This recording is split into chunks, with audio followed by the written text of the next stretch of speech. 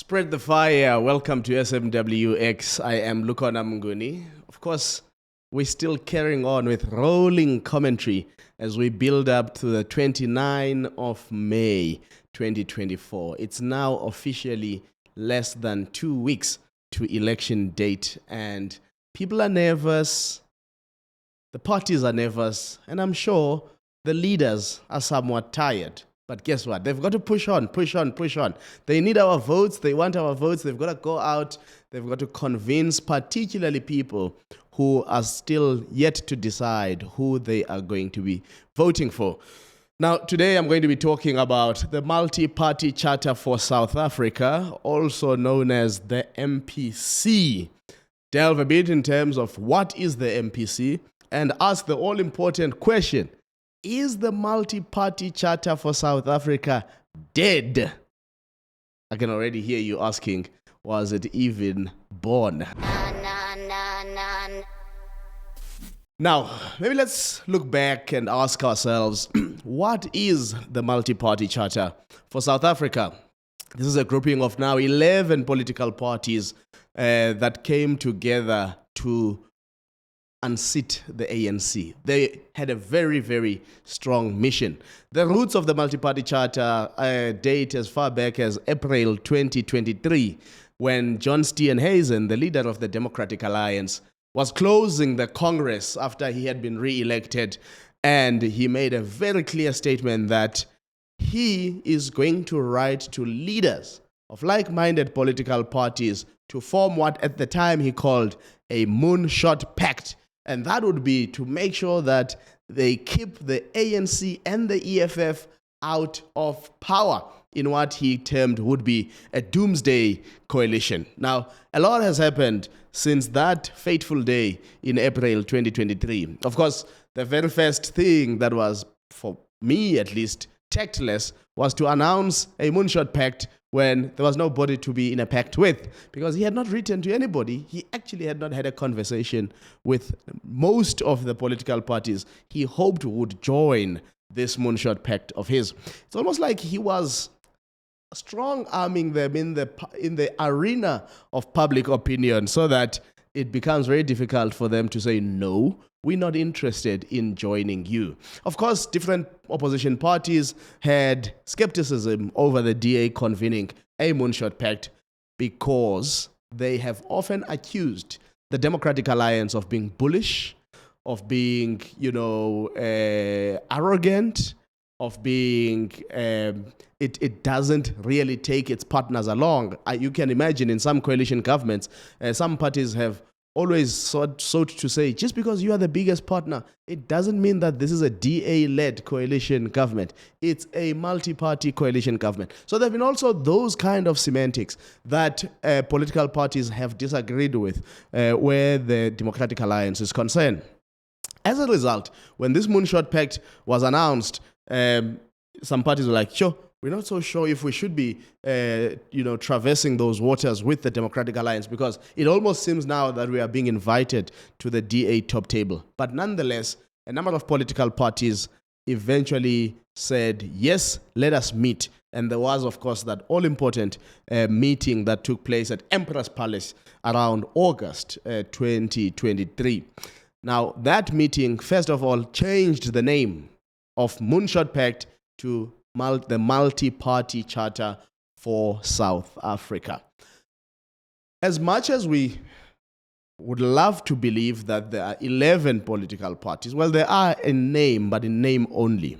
I think the most important political parties to watch out for when we talk about this Multi-Party Charter for South Africa, and we ask the difficult questions whether the maths is mathing, as some people would say, are the Democratic Alliance, the Inkatha Freedom Party, the IFP, the Freedom Front Plus, FF Plus, the African Christian Democratic Party, ACDP, and to a large extent, Action SA, which is the only unrepresented political party. But I say they are a significant party because you will remember, if you don't, well, news to you, in 2021, during the local government elections, Action SA stood for election in 6 municipalities.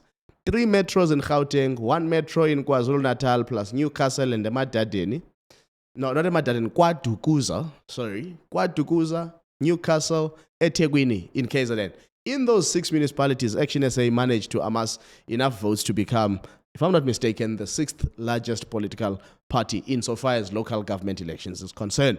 So they are a player to look out for because they have demonstrated some degree of support. Whether or not they've managed to retain and grow their support, only the 29th of May will tell us that. It's no longer too far, so we don't have to spend a lot of time making predictions, musings about hypothetical scenarios. We are nearer to our reality. So let's get back and say these are the 5 political parties really. I mean, the United Independent Movement, UIM, whilst it might have some councillors in some pockets of municipalities, I don't think that they are going to be such a significant player in this election that they are going to register any significant national nor provincial presence across the country. So we've got the DA, you've got the IFP, you've got the ACDP, you've got the FF+, and you've got Action SA. And these are the parties, if you are saying the MPC or the Multiparty Charter can keep the ANC and the EFF out of power, those parties have to get 50% plus 1, wherever the ANC will not have 50% plus 1. Remember, elections are a game of numbers. It's about how many votes you get, what percentage of what, how much percentage of that legislature or that National Assembly do those votes represent, and if those votes are not enough for you to have sizable, representation in one house or the other, then the maths is not mathing. So what is the maths? Or perhaps before I get to the maths, let's deal with just the idea of this coalition. So the Moonshot Pact represents what we call a pre-election coalition. So political parties come together, they decide that we will work together in this election and beyond. We are bound by these rules and these principles. And the Multiparty Charter is very clear in terms of the principles and the rules that govern those who are there. The first thing that they rule out is that none of them should be able to negotiate with the ANC for a coalition. But politicians being politicians, sometimes, words are not worth the paper that they are written on. What is the second thing they say? It says, just because you are a party with the largest share of the votes within the Multi-Party Charter, you are not guaranteed that you will necessarily be the presidential candidate for the Multi-Party Charter. However, in an event that you are not, that the leader of the party with the largest share of the vote would then automatically become the deputy president of the country if the Multi-Party Charter succeeds. Now, that was curious because ahead of that meeting of the Moonshot Pact, if you remember, in the Sunday Times, Peter Groenewald, the leader of the Freedom Front Plus, came out guns blazing that South Africa is not ready for a white president, and that he would go into that meeting supporting the president of the IFP, Velenkosi Hlabisa, to become the face of the Multi-Party Charter. Now, some paralysis was built into that. Because when you say you support the Multi-Party Charter, we've got to ask the question, who is the potential leader of South Africa under a Multi-Party Charter government? Well, we wouldn't know because they have not taken those types of hard decisions. The DA fancies itself as the face of the Multi-Party Charter.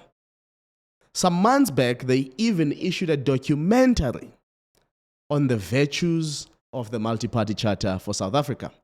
And the running theme in that documentary was that the DA is going to go out, campaign very hard, and turn itself into an anchor tenant of the Multi-Party Charter.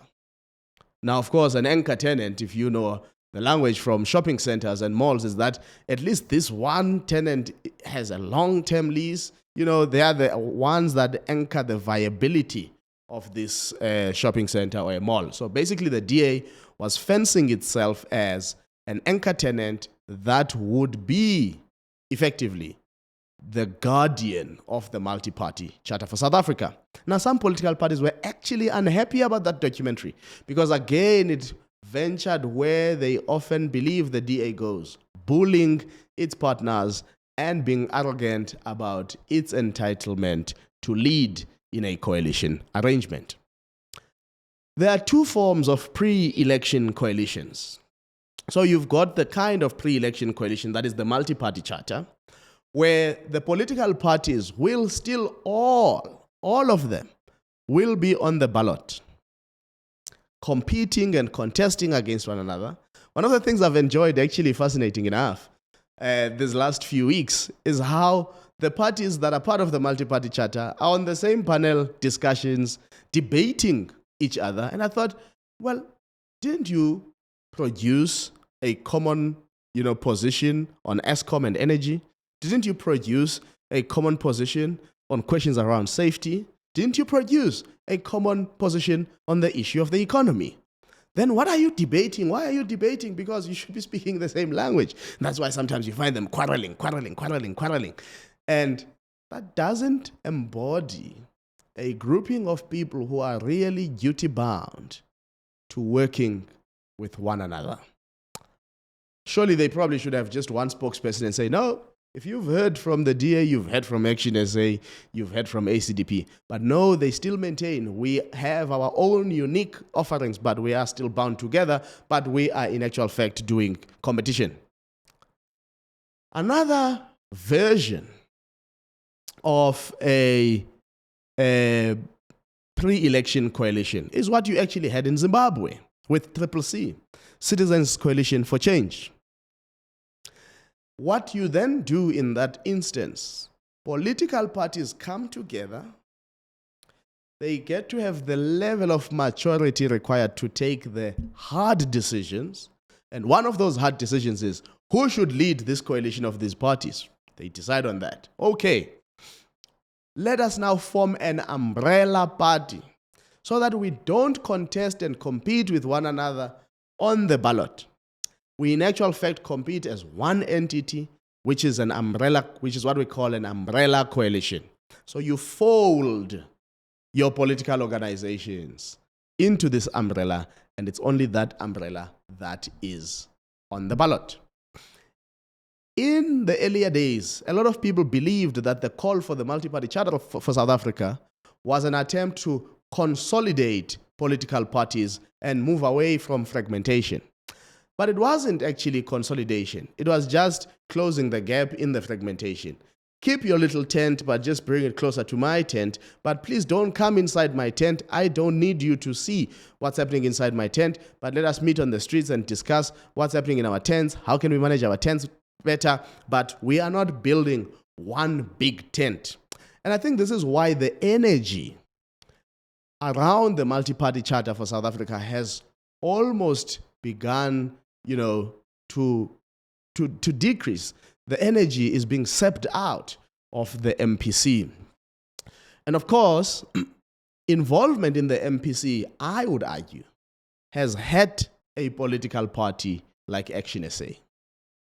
In 2021, when Herman Mashaba resigned as the mayor of the city of Johannesburg, there was a degree of understanding that the work he had been attempting to do was stifled by the Democratic Alliance's disapproval of his proximity to the EFF, which he needed to vote with him in order to pass budgets, in order to pass the integrated development plan and all of those things. And of course, the EFF was also bargaining for its own policy positions, such as the opening of clinics that are run by the municipality for 24 hours. And indeed, some of those policies were implemented. And some in the DA really didn't like this because they felt that the proximity of the DA to the EFF in the city of Johannesburg maybe was contaminating the DA with political leprosy. I do not know. So this idea of a multi-party charter then has made some of the people who gave their vote to Action SA in 2021, because in fact they were unhappy with the DA and they gave it to Herman Mashaba, to ask themselves and say, no.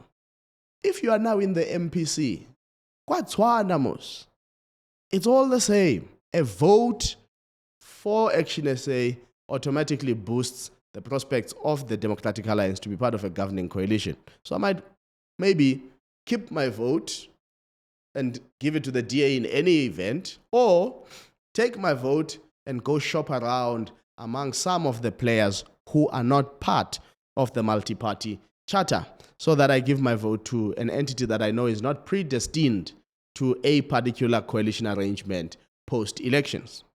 My sense is that Action SA would have benefited far better, more with greater energy and focus, if they had just run their own independent campaign without the constraining factors of the multi-party charter. But here we are now. Here we are, and the numbers have to make sense. Can the multi-party charter for South Africa keep the ANC and the EFF out of power? The short and simple answer is no. However, I still believe it is hysterical analysis to automatically state that the EFF's natural coalition partner post-29 May is the ANC. The EFF has demonstrated on a number of occasions its appetite to keep the ANC out of power when it goes below 50%. In 2016, following the local government elections, the EFF actually voted with the DA to keep the ANC out of power in the city of Tshwane, in the city of Johannesburg, and in the city of Nelson Mandela Bay, until something broke in the EFF's understanding of that loose partnership, which was not a coalition arrangement, which was just a loose partnership of donating votes for the benefit of the DA to ascend the seat of power. After the 2021 local government elections in KwaZulu-Natal, the EFF instinctively went into coalition with the IFP, where in municipalities such as KwaNongoma, Mhlathuze, the EFF took up deputy mayoral posts, with the IFP taking mayoral posts, until once more that relationship broke down between the EFF and the IFP. So this positioning of the EFF being a natural coalition partner of the ANC is debunked by the reality we have previously seen. At least that is the evidence before us. Somebody has to present evidence, maybe of some meeting, of some pact, I don't know, of some contract that exists out there that many of us have not seen. But on the balance of available evidence, the EFF has articulated itself, but also demonstrated that it would love to keep the ANC out of power. Now, I know somebody will say, but yeah, look at Ekurhuleni. The ANC is back with the blessings of the EFF, and the EFF is part of the mayoral committee. That is true. But is that the natural instinct of the EFF, or circumstances when things do not work out with other partners, the EFF decides to look elsewhere? But let us talk real politics. If all the members of the Multi-Party Charter for South Africa say they would not get into a coalition government with the EFF, do you think that pushes the EFF into the hands of the ANC, or just leaves the EFF in limbo? The EFF too is a political party interested in political power, just like any other political party. We may debate how it wants to utilize and deploy that political power, but there's absolutely nothing wrong for the EFF to desire political power, because that's what political parties exist to do. They exist to contest political power. And this election is a tight contestation for political power, because for the first time since 1994, there is a window of opportunity that the ANC could go down below 50%. And in that environment, political parties would want to amass as much support as they can so that they can bargain better post-29 May 2024. I think it was a complete mistake and a tactless statement by the DA to position the EFF as an entire doomsday coalition. Because what it has done is to place the EFF automatically in a position of potentially being kingmaker, because there is no block that goes beyond 50% plus one without the EFF. Now let's look a little bit on the maths. So that's background, that's context, boring stuff you might say. It's okay. But the numbers have to make sense. Currently, as we speak, in KwaZulu-Natal, which is probably going to be the most tightly contested province in this election, the IFP and the DA are sitting at 13 seats and 11 seats respectively out of the 80 seats legislature. So that means they've got 24 out of 80 seats. Let's say they grow from 24 to 30 or 32 seats for that matter. But the other parties that are in the multi-party charter are poorly represented in the legislature of KwaZulu-Natal. FFF, Freedom Front Plus, ACDP, they are almost non-features of representation in KwaZulu-Natal. Then you are left with Action SA. Performed fairly okay. It has seats in KwaDukuza, seats in Newcastle, seats in eThekwini. Now is the moment to see whether or not they'll be able to pull a significant number of seats or not in KwaZulu-Natal. I mean, they are led by Zwagele there, who comes from KwaNongoma and has quite a presence in his local community and across the province. The thing I'm trying to contend with is that for the multi-party charter to have a chance in KwaZulu-Natal, probably Action SA would have to bring home no less than 10 seats.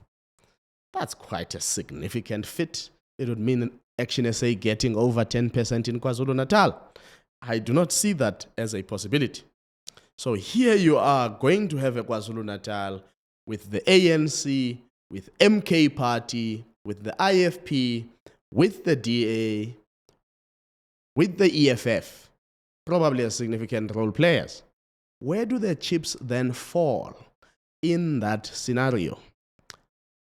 So we can already tell that there is no world in KwaZulu-Natal where the multi-party charter for South Africa gets 50% plus one. Even here in Gauteng. In Gauteng, the IFP is a below 1% party. They have one seat in the legislature. The ACDP, I think, has one seat in the legislature.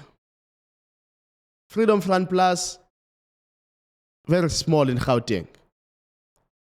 That leaves you with the DA and Action SA. Action SA, untested in the provincial politics, therefore we will know after the 29th of May. The DA, how far can they go? Can they touch, 30%, 35% in Gauteng? Time will tell. But even if, let's say, they touched 35%, Action SA would need to bring about 15%. Is that possible? I don't think it is. So we need to move beyond the rhetoric of promises by politicians in terms of what is possible and what is not possible. What is not possible is a multi-party charter for South Africa that is at 50% plus one, whether it is in Gauteng or in KwaZulu-Natal, and dare I say, at a national level. Then why create a doomsday scenario that alienates and eliminates a potential political ally in the EFF. This is the thing. South Africans at times, I feel, love purity, pure scenarios, the most ideal. Coalitions are by nature not the ideal because nobody has won a decisive majority to govern alone. So coalitions by nature are a function of compromises. Now, this is the question to the voters.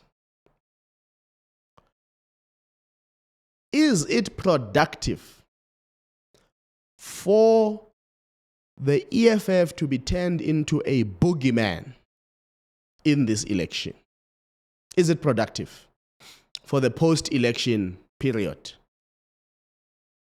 In Europe, you will find an extremely conservative, Christian conservative party going into a coalition with the most progressive, left-leaning political party. Why?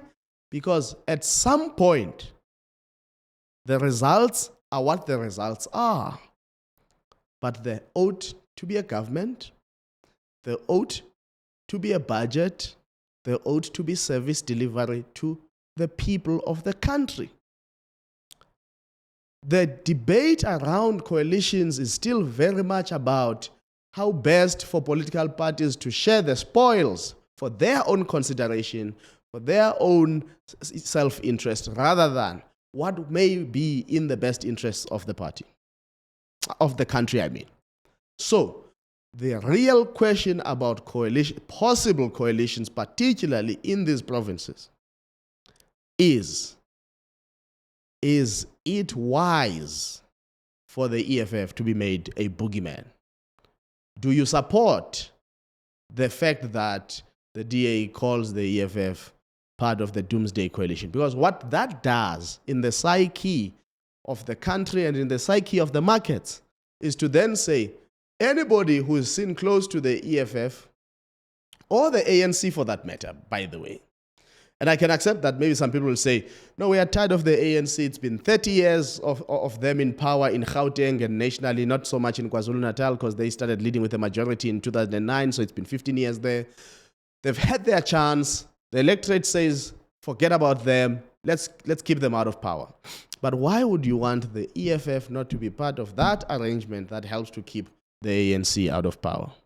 Because what you are now saying is, hey, markets, that EFF, anybody who touches it and gives it a foot in government after the elections, react negatively, react badly because, the doomsday is upon us. But the DA has an even more interesting quandary, and that is the Western Cape.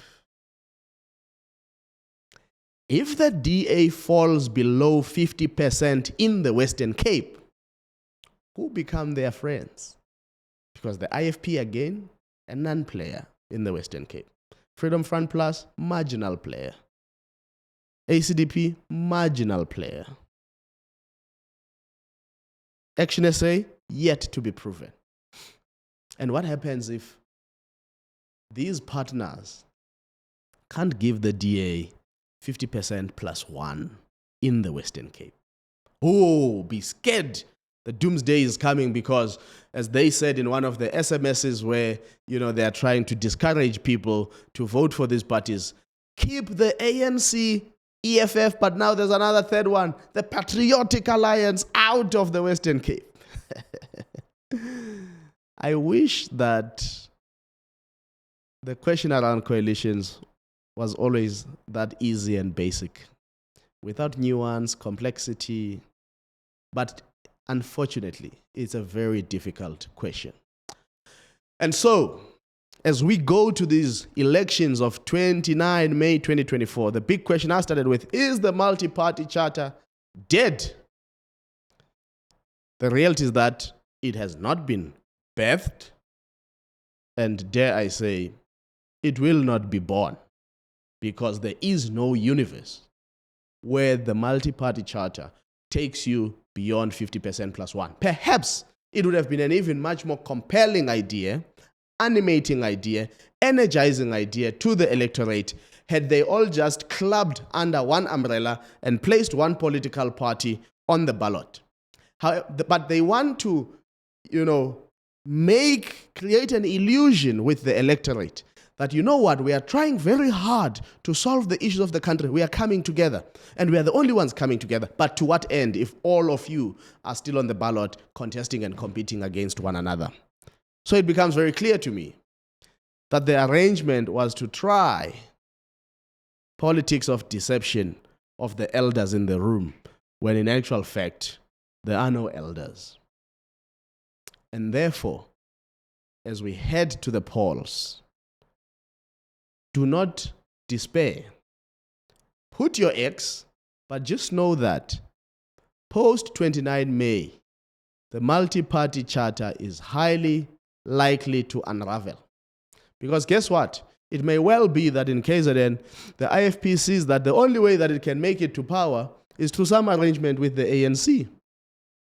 And that would not be a far-fetched position. The IFP was in a coalition government with the ANC from 1994 until November 2006. So it would be, hey, old friend, can we do this again? In Gauteng, you may well find that the DA will need to talk to others, and perhaps even possibly the ANC, including nationally. So all of these things that are being said before the election, we must cut through the noise, create a gap for ourselves to see exactly what is going on. And all I know is that what is going on is you, if you are registered, must make a choice that speaks to the best of your sensibilities, a choice that you believe will represent your politics and the type of future that you want to live in. The rest, there is no deal on the table, I can promise you right now. Deals will be made on the 31st of May or 1st of June. That's when deals will start being made, when the leaderboard at the Results Operations Center starts showing us what the reality is. And therefore, there is a multi-party charter for South Africa in name, but I doubt in action. Yeah.